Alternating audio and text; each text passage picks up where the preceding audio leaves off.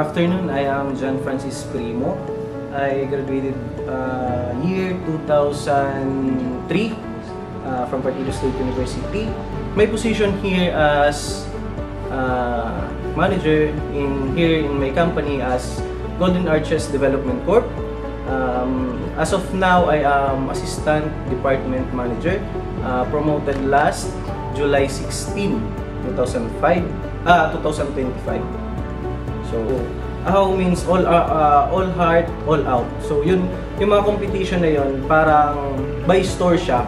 So, nakatulong din si Partido State University yung mga learnings na tinuro ng school, ng may alma mater, nagamit ko rin siya dito sa industry. And naging strength ko siya para ipagpatuloy yung laban. So, matuto ka lang lumaban and then pray lang. Tapos, natutunan ko din yung work-life balance and then as a working student, na-manage ko yung time ko. Yung pag-work and pagkaklase. Medyo mahirap pero kaya as long as na ma-manage mo yung time mo. So, yun. Message ko sa kapwa ko, estudyante ng Partido State University na nag-graduate. So, wag lang kayong makakalimot kung saan kayo galing. Anything, kahit saan kayo makarating, lagi niyong tatandaan kung saan kayo galing. Dun pa lang panalong panalo. Hi, I'm Maisel A. Perdon. Graduated at Partido State University, San Jose Campus. Here graduated in study degree. So, my position now is Chief Manager. So, before ako nag-start ng yung journey ko, Chief Manager, so naging 6 months crew ako. Then after ng 6 months, na-promote ako as Manager Trainee with Sir Paulo, yung unang ko IGN. Then, naging short yung journey ko. So, January na-promote ako Chief Manager. Now, this coming October, running to Assistant Department Manager. So, yung learnings ko is may tatatak doon sa isang instructor ko, personal development, which is si Ma'am Milicia Mila Amador. So, siya yung nagturo sa akin kung paano yung be on yourself palagi. Then, yung dapat may respeto ka din sa. So, sa ngayon sa McDonald's, so, madaming knowledge. So, kailangan yung values, yung tinatawag namin C-Mind. So, customer-driven, malasakit, integrity, and teamwork. Sa McDo? Awards, sir, madami.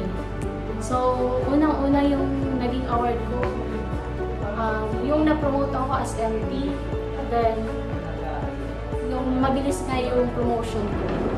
So, si McDonald's kasi is every month, so may need kaming target. So, katulad ng KPIs. So, yun yung R2P, mga timings. So, nagkakaroon din si McDonald's ng incentive para sa mga manager. So, ano din yun, incentives. So, ang message ko na lang is, success is not matter of luck, but rather the result of consistent effort and positive attitude. Go. Hello Marina, hapon. I am John Efren Santua, Restaurant General Manager of 939 McDonald's Goa, Camarines. Actually, McDonald's sa Goa, Camarines, sir, mainly objective is makapag-hire ng locally produced and graduate of Goa, Camarines, sir. And one of the school na nakapag-provide sa amin ng mga managers and syempre nandyan din yung mga crews is Partido State University. And I can say na currently 100% yung management natin na nanggaling sa PSU. One thing I can say about my managers since directly reporting sila sa akin is I am highly satisfied with their performance pagdating sa work ethics, work compliance, and customer service above all, because it is really relevant that we connect to our guests, to our communities. Siyempre, McDonald's Way, we always believe, una sa pamilyang Pilipino, and then employees or the people behind the counter, sila yung makakapag-provide. And PSU really supply that knowledge and competence para sa mga managers and crew ni McDonald's Goa. Thank you. Thank you so much, sir. My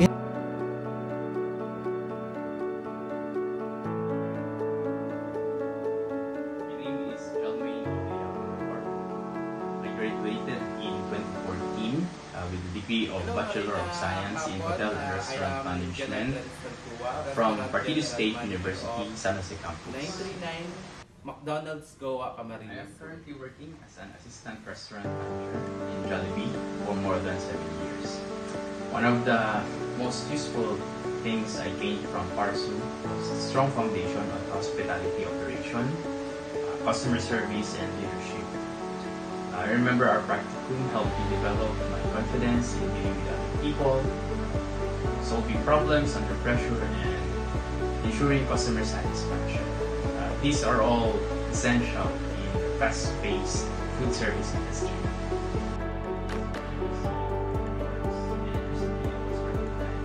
Zero deviation during audit.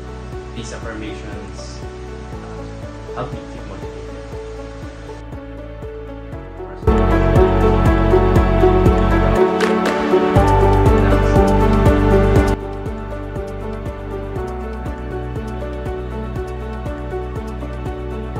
Good morning, I am Mark Anthony Benitez and I graduated at Partido State University this year, 2025. Siguro ang natutunan ko sa Partido State University is, during my college years, is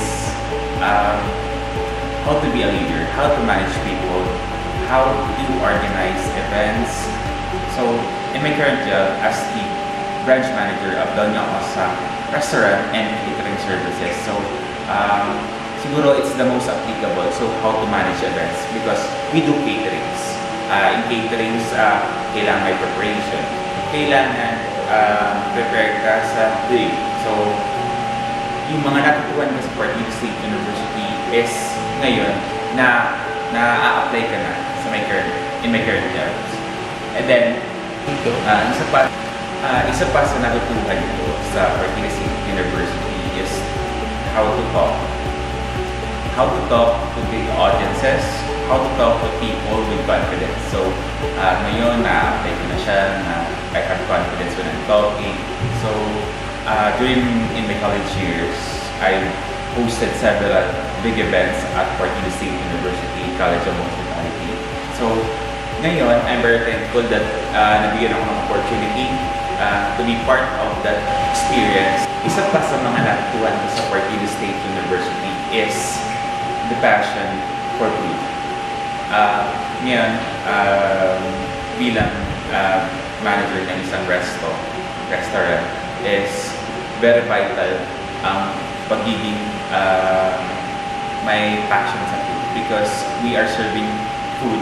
So, ang masasabi ko sa mga estudyante ng Parsu sa kasalukuyan is just enjoy your college years and explore lang ng explore. Sobrang saya ng college.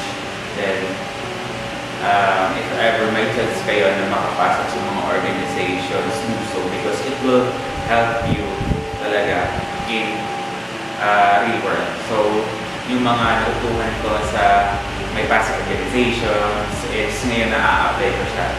So, if ever may chance kayo, please do so kasi it will help you sa magiging trabaho in the future.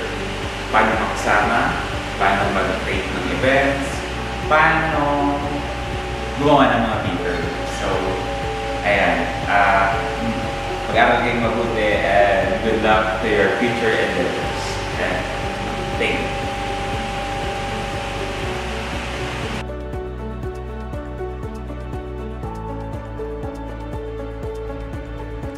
Hello po. My name is Marlon Pacquiao. I graduated from Partido State University, Bachelor of Science in Hotel and Restaurant Management, batch 2020. And right now, I'm residing and currently working as a barista maestro at Costa Coffee here in Dubai. So, I'm here in front of you guys to inform you about how the PSU helped me in my currently position. Yung pinaka nakatulong talaga sa akin from PSU is yung strong foundation as a hospitality standard, lalo na sa mga customer service, maintaining cleanliness, and work as a professional, being professionalism. Yung mga role play namin dati sa class and sa mga training namin dati na nakaka-enjoy. Parang naging stepping stone ko to become more confident and adaptable ko sa work ko ngayon. So, and then yes po, I've received several recognition for my excellence, customer service, and leadership, especially in maintaining consistency and operation and coaching my team. So, and special shout out to Ma'am Amador na naging siya yung tumulong sa akin kung paano ko nahubog, paano ko humarap sa mga tao when it comes to customer service training. And what else? To all current and future pursuant, and sulit na sulit ang bawat araw nyo sa PSU, and treasure your training, your mentors, and every opportunities to grow. And lastly, to my PSU family, thank you po sa solid na foundation. Proud pursuant po ako always, and see you. Thank you.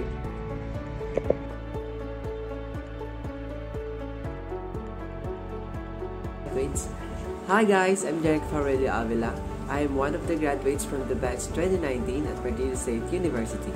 I graduated with a degree in BSHRM, which is now known as BSHM. I am currently working in a well-known German cruise line called Eider Cruises.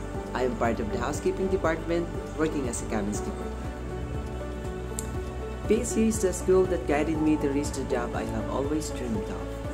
PSU taught me the right behavior a graduate of this course should have. I learned how to control my emotions, especially when working under pressure. They also gave me knowledge about the tools I now use at work, like vacuum cleaners and floor polishers. I also learned how to speak properly and politely in front of the guests with a smile and right tone of voice. PSU also gave me ideas about the German language, or Deutsch, most especially when I was assigned for my OJT. I was able to apply everything I learned in class. My first contract is also my first experience riding on a plane heading to my job. The biggest reward I received from the God is the job itself. Being able to work in a cruise ship and live my dream is the greatest blessing. When I was still a student at PSU San Jose, I knew I wasn't the best student, but I was never careless. I knew that what was being taught to me would be useful in the future. So I took the lessons and experiences seriously. I never forgot what I learned. I use it with patience, a strong heart, understanding, and most importantly, guidance from God. I showed others what it means to be a PSU graduate. Because all of this, I was able to reach where I am now. I hope I can be an inspiration to you all in reaching your dreams in life.